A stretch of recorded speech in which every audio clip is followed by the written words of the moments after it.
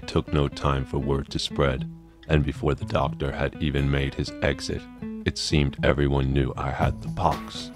I refused to wait for them to come, and so opted to employ a more strategic maneuver, designed to preempt their fury, and immediately after learning my grim fate, I took flight from the only place I'd ever known. Outside the town's great walls, I looked to the west, fully aware it was there I was destined to go, but I had my own ideas, and instead turned east and set off to seek out the distant one, determined to learn what only he could reveal. It had been said the river before me was called Gihon, brother of Pishon, cousin of Tigris and Euphrates. According to the scriptures, its source was at the edge of the world, which is where I intended to go. At the bend, I crossed into the silent desert, aching with hunger, and later with thirst.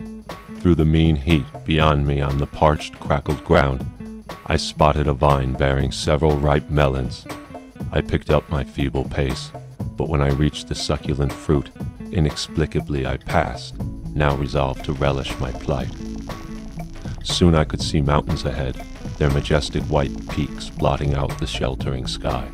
Confident I could pick up the river only a short distance from there, I continued hiking through the unforgiving landscape, and when I reached the first summit, I realized I was there.